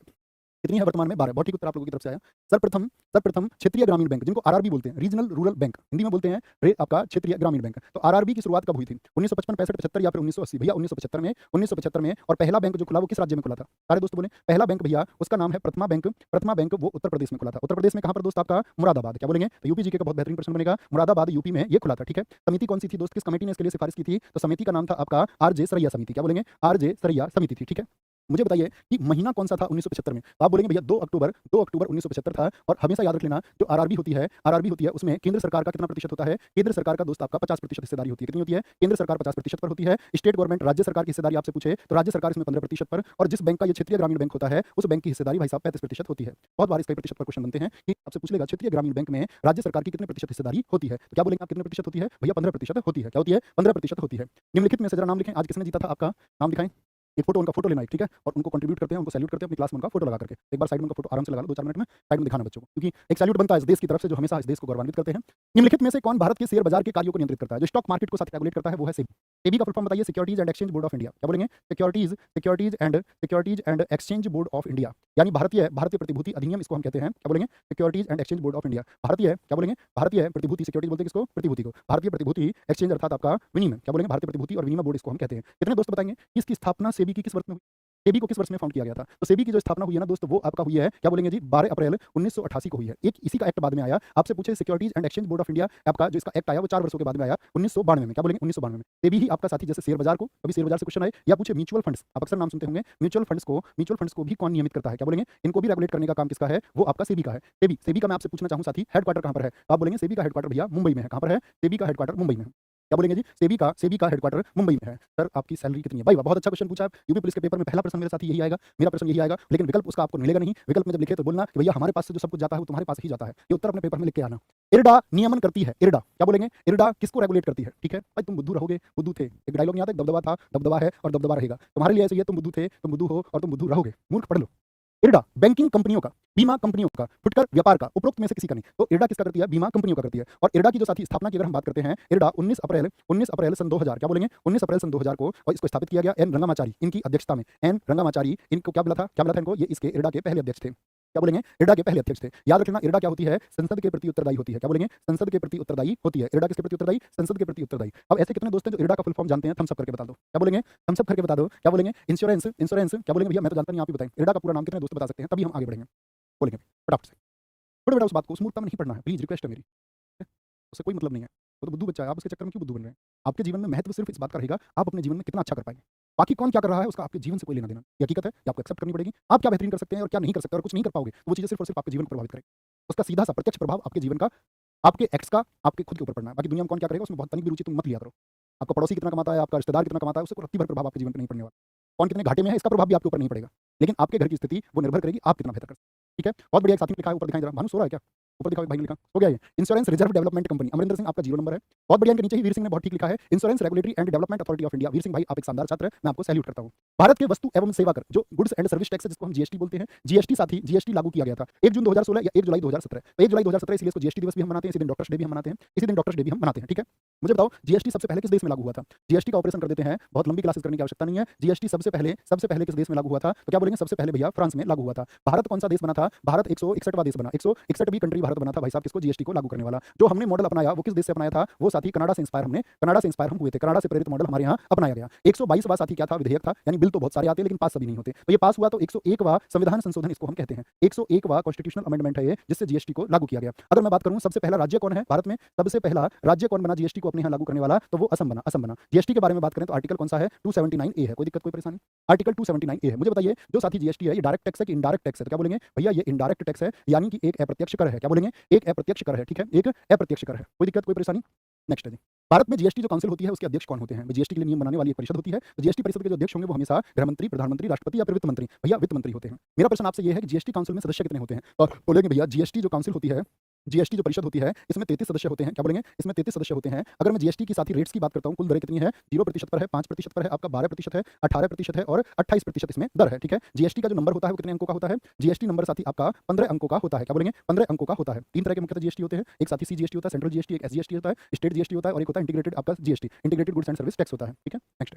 लखवार बांध कहां पर स्थित है? कल मैंने कुछ बांध बताई आपसे, ये बांध एक बहुत महत्वपूर्ण बांध है और हिंट मैं आपको दे देता हूँ, ये बांध आपका स्थित है जहाँ पर टिहरी बांध है। तो टिहरी बांध कहाँ पर है दोस्त आपका? क्या बोलेंगे भैया? लखवार बांध उत्तराखंड में मौजूद है। कहाँ पर है? उत्तराखंड में मौजूद है। भारत ने अपने पहले परमाणु बम का परीक्षण कब किया था? जब हमने साथी शक्ति अपनाई और अमेरिका बिल्कुल नहीं चाहता था, तो हमने ये पहला जो परीक्षण किया ये 1974 में किया, 1974 में। 18 मई का दिन था, 18 मई 1974। इस जगह हमने किया था दोस्त पोखरण में। और पोखरण कहाँ पर मौजूद है ये बताएं? पोखरण कहाँ पर है दोस्त आपका? पोखरण भैया जी राजस्थान में है। क्या बोलेंगे? राजस्थान में है। और इस ऑपरेशन को जो हमने नाम दिया, क्या नाम था इस ऑपरेशन का? इसका नाम था स्माइलिंग बुद्धा। क्या बोलेंगे? स्माइलिंग बुद्धा इसको नाम दिया गया। स्माइलिंग बुद्धा, ठीक है। अच्छा, हमने दूसरा परमाणु परीक्षण कब किया था जरा बताएं? दूसरा जो न्यूक्लियर टेस्ट हमने किया, दूसरा परीक्षण हमने किया अटल बिहारी वाजपेयी जी की सरकार में। और दूसरा परीक्षण हुआ हमारे दरअसल में 5 परीक्षण थे, तो एक तो 11 मई को हो गए थे आपका और एक 13 मई को हुए थे, ठीक है। 13 मई को दरअसल कुल 5 परीक्षण हमने यहाँ पर किए थे और ये किए थे हमने किस वर्ष में? 1998 में। और इस ऑपरेशन को जो हमने नाम दिया था, इसको नाम हमने दिया था ऑपरेशन शक्ति। क्या? ऑपरेशन शक्ति नाम इसको हमने दिया था, ये आपको पता होना चाहिए। साथ ही यहाँ पर एक क्वेश्चन बहुत इंपॉर्टेंट पूछा जाता है, प्रथम भारतीय उपग्रह कौन सा है? पहला इंडियन सैटेलाइट कौन सा है? प्रथम भारतीय उपग्रह कौन सा है? तो प्रथम भारतीय उपग्रह आप कहेंगे 19 अप्रैल 1975 को प्रक्षेपित हुआ था, 19 अप्रैल 1975 को, जिसका नाम है क्या? आर्यभट्ट। क्या बोलेंगे भैया जी? उसका नाम आर्यभट्ट है। पहला भारतीय उपग्रह कौन सा है? वो साथी आर्यभट्ट है, आप लोगों को पता होना चाहिए, ठीक है। नेक्स्ट है संयुक्त राष्ट्र विकास कार्यक्रम, United Nation Development Programme. United Nation की फुल फॉर्म पे ध्यान दिया ना, यूनाइटेड नेशन डेवलपमेंट प्रोग्राम, इसका हेडक्वार्टर कहां पर है? ये न्यूयॉर्क में है। और यूएनडीपी साथी 1965 में स्थापित हुआ था। यूएनडीपी एक साथी रिपोर्ट जारी करता है, क्या आप उसका नाम बता सकते हो? कौन सा इंडेक्स है? कौन सा इंडेक्स है इसको यूएनडीपी जारी करता है? तो आप बोलेंगे HDI, human development index. HDI के जो आंकड़े हैं वो कौन जारी करता है? वो यूएनडीपी जारी करता है। और दोस्त इसमें जो प्रमुख अर्थशास्त्री थे वो कौन है? प्रमुख अर्थशास्त्री कौन थे जिन्होंने एचडीआई के लिए अपना विशेष योगदान दिया है? भारत के अर्थशास्त्री तो अमर्त्य सेन उनके साथी थे ही, लेकिन प्रमुख नाम जाता है पाकिस्तान के अर्थशास्त्री, क्या नाम है उनका? महबूब उल हक। क्या बोलेंगे? महबूब उल हक का नाम जाता है। किसका? महबूब उल हक का नाम जाता है दोस्त, याद रखेंगे। तो न्यूयॉर्क क्या बोलेंगे आपका? न्यूयॉर्क में ही दोस्त यूनाइटेड नेशंस, मैंने बताया यूएनओ का मुख्यालय है। यूनाइटेड नेशन सिक्योरिटी काउंसिल का मुख्यालय यहीं पर है। आपसे मैं पूछूं यूनिसेफ का मुख्यालय कहां पर है? वो भी यहीं पर है, ठीक है। और साथ में याद रख लेना यूएन के जितने भी अंग, जैसे महासभा हुई आपका, या सुरक्षा परिषद हुई, या फिर आपका सामाजिक और जो आपका न्याय परिषद है, या फिर आपका प्रन्यास ट्रस्टीज काउंसिल है, लेकिन अंतर्राष्ट्रीय न्यायालय का मुख्यालय कहां है ये बताइए? वो भी आपका यूएन का एक अंग है, 6 प्रमुख ऑर्गन्स में से एक ऑर्गन है, लेकिन उसका मुख्यालय कहां है? हेग, नीदरलैंड में। क्या बोलेंगे? हेग, नीदरलैंड में। डीआरडीओ का विस्तृत रूप क्या है? डीआरडीओ का साथी, डीआरडीओ का जो फुल फॉर्म है वो क्या है? डीआरडीओ को 1958 में स्थापित किया गया था और इसका जो हेडक्वार्टर है वो नई दिल्ली में है। क्या बोलेंगे? इसका हेडक्वार्टर नई दिल्ली में है और ये भारत के लिए साथी जो डिफेंस की चीजें उनको बनाता है। क्या बोलते हैं? Defence research and development organisation. Defence research and development, defence resource नहीं होगा, ठीक है, ऑफिस नहीं होगा, एंड डेवलपमेंट ऑर्गेनाइजेशन हो जाएगा, ठीक है। मुझे एक और संस्था बताओ साथी, इसरो। इसरो का पूरा नाम क्या है? Indian space and research organisation. Indian space and research organisation. ISRO की स्थापना कब हुई थी? मेरा प्रश्न आपसे ये है। इसरो की स्थापना, जो भी इसरो का फुल फॉर्म जिसको नहीं पता है तो भाई ये तो गलत बात हो जाएगी। 15 अगस्त 1969, ठीक है। तो क्या बोलेंगे आपका इसका जो हेडक्वार्टर है इसरो का वो कहां पर है? वो बेंगलुरु में है। कहां पर है? बेंगलुरु में है। नेक्स्ट, सार्क विकास निधि, जिसको हम बोलते हैं सार्क डेवलपमेंट फंड का सचिवालय कार्यालय कहां पर स्थित है? तो आपका डेवलपमेंट फंड का इसका आपका क्या बोलेंगे सेक्रेटरीट है वो कहां पर है? श्रीलंका में, भूटान में। 2010 में साथी बनाया गया था। क्या बोलेंगे? भूटान में बनाया गया है। कहां पर? भूटान में बनाया गया है। मुझे बताओ सार्क की स्थापना किस वर्ष हुई थी? सार्क की जो साथी स्थापना हुई, सार्क की स्थापना फुल फॉर्म पता है सार्क का या नहीं? तो लिख लेना जिसको नहीं पता। South Asian association for regional, क्या बोलेंगे? रीजनल कोऑपरेशन, यानी कि सहयोग के लिए है। क्या बोलेंगे? कोऑपरेशन, दक्षिण एशियाई क्षेत्रों का सहयोग संगठन है, ठीक है। तो सार्क की स्थापना हुई 1985 में। कहां पर? ढाका में। क्या बोलेंगे? ढाका में। लेकिन इसका हेडक्वार्टर कहां पर है? सचिवालय कहां पर है सार्क का? जो तभी नहीं बना था, 2 वर्षों के बाद में बना। इसका सचिवालय 1987 में बना था। कहां पर? काठमांडू में बना था। कहां पर बना था साथी? काठमांडू में बना था। सार्क में कितने देश हैं जरा बताना? सार्क में जो सदस्य देश हैं उनकी संख्या कितनी है? तो सदस्य देश सार्क में है साथी आपके 8, और जो पर्यवेक्षक देश हैं, जो आपका ऑब्जर्वर कंट्रीज हैं, उनकी संख्या है साथी 9। अगर मैं सदस्य देशों की बात करता हूं तो क्या बोलते हैं उनको? एमबीबीएस पानी। क्या बोलते हैं? एमबीबीएस पानी। M4 क्या है दोस्त बताएंगे? क्वेश्चन पूछा जाता है कि सार्क में कौन सा देश नहीं है? मालदीव होता है आपका साथी, बांग्लादेश है। क्या बोलेंगे? बांग्लादेश है। B4 दोस्त आपका भूटान है। S4 दोस्त आपका श्रीलंका है। क्या है? श्रीलंका है। P4 आपका पाकिस्तान है। A4 साथी आपका अफगानिस्तान है। N4 दोस्त आपका नेपाल है। और I4 क्या है? अपना प्यारा देश भारत अर्थात इंडिया है। क्या बोलेंगे? इंडिया है। तो सार्क में कितने देश? 8। ऑब्जर्वर कंट्रीज कितनी है? वो 9 है। ऐसा पूछता ऑब्जर्वर कंट्रीज, लेकिन स्टेट पूछेगा सदस्य देश। प्रथम फुटबॉल विश्व कप कहां और कब आयोजित किया गया था? प्रथम फुटबॉल विश्व कप तो बताएंगे। पहला जो फुटबॉल विश्व कप है साथी वो आपका लंदन में 1930 में, या फिर मोटे वीडियो शुरू हो गई है उरुग्वे की कंट्री है ये, उरुग्वे की। 1930 में जब साथी यहां पर हुआ तो याद रखना इसका विजेता कौन था? प्रथम विजेता भी पूछा जाता है। पहला फुटबॉल विश्व कप किसने जीता था? उरुग्वे ने, ठीक है, आप ये याद रखें। उपविजेता अर्जेंटीना था, अर्जेंटीना को उसने हराया था। दूसरा विश्व कप आपसे पूछे, ये 1934 में इटली में हुआ था। इटली में हुआ था सेकंड 1934 में, ठीक है। और इसको किसने जीता था? इसको इटली ने जीता था। अभी 2022 वाला बहुत इंपॉर्टेंट है आप लोगों के लिए। 2022 में कहां पर हुआ था? कतर दोहा में हुआ था, ठीक है। क्या बोलेंगे? कतर दोहा में हुआ था, जिसका विजेता कौन बना था? अर्जेंटीना बना था। इसको हराया था अर्जेंटीना ने, आप याद बता सकते हैं क्या? अर्जेंटीना ने भैया जी फ्रांस को हराया था। 2026 में आपसे पूछूं तो कनाडा कहां पर होगा? ये कनाडा, मैक्सिको और यूएस में होगा। कनाडा, मैक्सिको और यूएस बहुत रुचि ले रहा है बाकी खेलों में। बता दूं, यहाँ बेसबॉल है, लेकिन अभी आपने देखा होगा क्रिकेट भी वहीं पर हुआ था। फुटबॉल में रुचि ले रहे हैं, ठीक है। नेक्स्ट है जी, आगे आते हैं। हॉकी विश्व कप भी पूछूंगा एक दिन आपसे। कितने लोग जानते हैं कि हॉकी का विश्व कप कब हुआ था पहली बार? भारत ने तो जीता 1975 में, पहली बार हुआ था 1971 बार्सिलोना में। नेताजी सुभाष चंद्र बोस ने कौन सी पुस्तक लिखी है? नेताजी सुभाष चंद्र बोस ने अनहैप्पी इंडिया, ये भैया लाला जी की बुक है। लाल बाल पाल जानते हैं ना? लाला लाजपत राय जी की बुक है। लाला लाजपत राय जी की बुक है। आनंद मठ को दोस्त किसने लिखा है? बंकिम चंद्र ने लिखा है। किसने? बंकिम चंद्र चटर्जी ने लिखा है। Poverty and un-British rule in India, ये दादा भाई नौरोजी ने लिखा है। क्या बोलेंगे? दादा भाई नौरोजी ने लिखा है। द इंडियन स्ट्रगल दोस्त किसने लिखा है? सुभाष चंद्र बोस ने लिखा है। कुछ प्रसिद्ध पुस्तकें पूछता हूं, बताना। इंडिया डिवाइडेड पुस्तक किसने लिखी है? इंडिया डिवाइडेड पुस्तक किसने लिखी है? तो क्या बोलेंगे? राजेंद्र प्रसाद जी ने लिखी है। राजेंद्र प्रसाद जी ने लिखी है। मुझे बताओ इंडिया विंस फ्रीडम पुस्तक किसने लिखी है? इंडिया विंस फ्रीडम, क्या बोलेंगे? उस समय के बहुत विद्वान और स्कॉलर थे आपका कौन? अब्दुल कलाम। अब्दुल कलाम नहीं, अब्दुल कलाम तो अभी सन 2000 के हैं। अब्दुल कलाम अबुल कलाम ये आज़ादी के समय के थे, पहले शिक्षा मंत्री जो हैं, अबुल कलाम आज़ाद ने, इंडिया विंस फ्रीडम, ठीक है। विंग्स ऑफ फायर किसने लिखी है? विंग्स ऑफ फायर, ये दरअसल में इनकी आत्मकथा है, जिसमें इन्होंने बताया कि कैसे वो आपका किसको एयरफोर्स को ज्वाइन करना चाहते थे, तो जीवन में कुछ नहीं कर पाते हैं, तो जरूरी नहीं है कि आगे उससे बड़ा कुछ नहीं होगा। उसी के बारे में उन्होंने लिखा है। एपीजे अब्दुल कलाम जी जो भारत के राष्ट्रपति भी रहे हैं, मुझे बताओ यंग इंडिया पुस्तक किसकी है? यंग इंडिया पुस्तक किसने लिखी है? तो यंग इंडिया लिखी है दोस्त किसने? मोहनदास करमचंद गांधी ने, एम के गांधी ने इस पुस्तक को लिखा है, एम के गांधी ने। इंडिया एंड द वर्ल्ड पुस्तक किसने लिखी है? इंडिया एंड द वर्ल्ड पुस्तक किसने लिखी है? ये लिखी है नेहरू जी ने। क्या बोलेंगे? क्रिएटर ऑफ इंडिया, देश को जिन्होंने बनाया। क्या बोलेंगे? सर्च फॉर ट्रुथ किसने लिखी है? बहुत सारा आज का युवा हंसता है इस बात पे, कहता है नेहरू जी ने देश बनाया था। दरअसल में क्या मतलब, वो स्टूडेंट्स पढ़े हुए थे किसके? इसके व्हाट्सएप यूनिवर्सिटी वाले। लेकिन नेहरू जी उन प्रधानमंत्रियों में से एक थे, बाकी सब प्रधानमंत्रियों को तो तैयार मिला। नेहरू के सामने ऐसी समस्याएं थी साथी, जैसे अगर मैं बात करूं अफ्रीका में समस्याएं थी, जैसे चीन में समस्याएं थी, कि शुरुआती देश डूबने को है और उस समय नीति निर्माण करना था। तो सबसे टफ सिचुएशंस देश क्या इस पूरी दुनिया के कुछ ही प्रधानमंत्रियों के हिस्से में आई, जिन्होंने अपने नेशन को बिल्ड किया। उसी में से नेहरू जी थे। कुछ डिसीजंस उनके विचार योग्य हैं, तो जिन पर सवाल भी खड़े होते हैं, ठीक है। कॉन्स्टिट्यूशन का भी उन्होंने एक बार जबरन प्रयोग किया था। आज कांग्रेस आरोप लगाती बीजेपी, नेहरू जी ने भी एक बार किया था केरल चुनाव पर, राष्ट्रपति शासन उन्होंने जबरन लगवा दिया था। व्यक्ति जो देशबंधु के नाम से भी जाना जाता है वह है कौन है? बताइए। देशबंधु किसको कहते हैं? मोतीलाल नेहरू, राजेंद्र प्रसाद, रविंद्रनाथ टैगोर, चित्तरंजन दास। तो कौन है भैया देशबंधु? वो चित्तरंजन दास है। राजेंद्र प्रसाद दोस्त अजात शत्रु। क्या बोलेंगे? अजात शत्रु। क्या बोलेंगे? अजात शत्रु। रविंद्रनाथ टैगोर जी को क्या बोलते थे दोस्त? बोले जरा गुरुदेव। अंग्रेजों ने तो सर कहा था इनको, सर। अंग्रेजों की कहावत है सर, इसलिए तुमसे बोलते हैं भैया सर पर मत बोला करो भैया, ठीक है। तीन बंधु और हम ही हैं जो यूट्यूब पर सबसे पहले भैया हुए, बाकी तो सब नहीं तो सर ही थे, फिर बाद में सब भैया हुए हैं। हम सबसे पहले भैया हैं, ये याद रख लो। दीन बंधु क्या बोलेंगे भैया? CF Andrews. क्या बोलेंगे? CF एंड्रूज, ये दीन बंधु हैं दोस्त आपका। दूसरा बंगबंधु कौन है? बंगबंधु आपका शेख मुजब्बिर उर रहमान है। शेख मुजब्बिर उर रहमान, जो कि फादर ऑफ बांग्लादेश थे साथी। बंगबंधु, बंगाल का बंधु इनको बोलते हैं, जैसे हम और तुम बंधु हैं। क्या बोलेंगे? शांति पुरुष किनको कहा जाता है? ये आपसे प्रश्न है। शांति पुरुष थे लाल बहादुर जी। क्या बोलेंगे? लेकिन भैया गजब गजब थे लाल बहादुर शास्त्री जी। आपको जीवनी तो कम से कम पढ़नी चाहिए, जब सेलेक्ट हो जाओ तो अपने देश के प्रधानमंत्रियों के बारे में कम से कम पढ़ना। सीमांत गांधी, रिसर्च करना कि देश कैसे बना है। सीमांत गांधी, हर एक प्रधानमंत्री का एक साथी विशेष योगदान इसमें है। खान अब्दुल गफ्फार खान, पार्टी कोई भी हो, हर एक प्रधानमंत्री, कहते हैं ना हमारे देश में आज तक ऐसी कोई सरकार या प्रधानमंत्री नहीं आया जो इस देश के बारे में ना सोचे। ठीक, आज तक हमारे से नहीं आया, ये हमारे लिए गौरव की बात है। मुझे बताओ निर्मल हृदय किसको कहते हैं? निर्मल हृदय किसको कहते हैं? निर्मल हृदय बोलते हैं आपका मदर टेरेसा। क्या बोलेंगे? मदर टेरेसा को कहा जाता है, मदर टेरेसा को। मैं साथी आपसे पूछूं बाबूजी किसको कहते हैं? बाबूजी हमको भूल गए क्या? जगजीवन राम। क्या बोलेंगे? जगजीवन राम है साथी आपके। और महामना कौन थे बताएं जरा? महामना जिन्होंने BHU की स्थापना की, कौन बोलेंगे? पंडित मदन मोहन मालवीय। पंडित मदन मोहन मालवीय किसके लिए जाने जाते हैं साथी? BHU के लिए। बनारस हिंदू यूनिवर्सिटी, क्या बोलेंगे? 1916 में बनाई थी, 1916 में। BHU 1916 BHU, Banaras Hindu university 1916 में। आगे आते हैं CR दास को किसका राजनीतिक गुरु कहा जाता है? ये आज का आपका होमवर्क का प्रश्न है, गजब तरीके से पढ़ते रहेंगे, विशेष ऊर्जा के साथ पढ़िए। और ऐसा नहीं है कि सोए ना, बहुत सारे छात्र तो ऐसे होंगे 20 दिन होंगे मैं सोऊंगा नहीं। कुछ छात्र ऐसे होंगे जो 4 बजे जाग रहे होंगे, कुछ छात्र ऐसे होंगे जो 4 बजे सो रहे होंगे। तो तुम्हारी पीड़ा मैं समझ सकता हूं दोस्त, लेकिन याद रख लेना, हेल्थ इशू अगर परीक्षा के समय पर आया तो जो वर्षों से इंतजार किया है इस एग्जाम के लिए, वो मौका शायद हाथ से खो बैठोगे। तैयारी बेहतरीन है, कोई दिक्कत नहीं है, हम लोगों ने बार-बार तैयारी की है, चिंता नहीं करनी है, चिंता मुक्त रहना है। और चिंता मुक्त रहने का मतलब है कि अपना ख्याल भी रखना है। मौसम गर्मी का है, डिहाइड्रेट नहीं होना, पता चले परीक्षा 4 दिन पहले बुखार हो रहा है, किसी को डेंगू हो रहा है, तो अपना ख्याल रखना है। पहले पानी पीजिए, अपने आप को साथ ही हाइड्रेट रखिए और कम से कम 6-7 घंटे सोइए आराम से, कोई दिक्कत नहीं यार, बढ़िया होगा सब कुछ। मेहनत जो तुमने किया वो कोई नहीं ले सकता तुम्हारी जगह। जिसकी मेहनत विशेष होगी उसको विशेष स्थान मेरिट में भी मिलेगा, और ये हमेशा मिलता है, कोई आज की कहानी नहीं है। ख्याल रखिए और मस्त रह के एकदम से बोलते हैं ना कि ऊर्जा के साथ में तैयारी करिए, चिंता नहीं करनी है, क्योंकि चिंता से नंबर नहीं बढ़ेंगे। अगर चिंता से नंबर बढ़ते हो तो सारे बैठ के पहले चिंता कर लेते हैं, तो चिंता से ना तो सिलेक्शन होगा ना स्कोर बढ़ेगा बल्कि घटेगा। तो वो घटाना है या बढ़ाना है तो उसके लिए आसान्वित होना पड़ेगा, उस ऊर्जा का संचार अपने अंदर करना होगा कि हाँ तैयारी बेहतरीन है, 20 दिन में जैसे सब करेंगे ऐसे हम भी करेंगे। अगर सबसे 20 दिन आज तुम सबसे अच्छी स्थिति में हो तो 20 दिन बाद भी तुम ही सबसे अच्छी स्थिति में रहोगे। 20 दिन में कोई स्थिति को बदलने वाला महापुरुष ऐसा पैदा नहीं हुआ, 20 दिन में सब कुछ बदल देगा। अब तो वो सबसे ज्यादा भटकेगा जिसने आज तक नहीं पढ़ा, अब तो वो सोचेगा ये वाली वन शॉट कर लूं, एक क्लास में सब कुछ, अब ये वाली क्लास कर लूं, अब एक क्लास में ये सब कुछ कर, वो उनकी तरफ दौड़ेगा और उस दौड़ से दोस्त अंतिम समय में कुछ हासिल नहीं होता। हो सकता है ऐसे करने वाले आपका 200-400 बच्चों का सिलेक्शन एकदम किनारे पे हो जाए, वो बात अलग है, लेकिन ज्यादातर अगर हम बात कर रहे हैं 60,000 पदों की तो 59,000 बच्चे वो होंगे जो इसके लिए मेहनत करते हैं। ठीक है, तो तुम मुझे ख्वाब में मिलते हो वही काफी है। मतलब अच्छे सो जाओ और ख्वाब, भाई थक के सो रहे होगे तो ख्वाब नहीं आएंगे, लेकिन सुन के जाओ, तुम मुझे ख्वाब में मिलते हो वही काफी है, मैं तुम्हें सामने से देखूंगा तो मर जाऊंगा। एक दिन तुम्हें सामने से देखने की तमन्ना है, आप आएंगे इस सम्मान समारोह में और इस बार RWA हमेशा की तरह जैसे हर परीक्षा में साथी झंडा बुलंद करता आया है, आपकी मेहनत की वजह से वो जो झंडा बुलंद होता आया है, इस बार फिर से आप उस झंडे को बुलंद करके दिखाएंगे और फतह करके दिखाएंगे इस परीक्षा पर। तो डरना नहीं है। थैंक यू, नमस्ते, जय हिंद, जय भारत, लव यू ऑल। एक बार स्माइल करके जाएं सब। Thank you.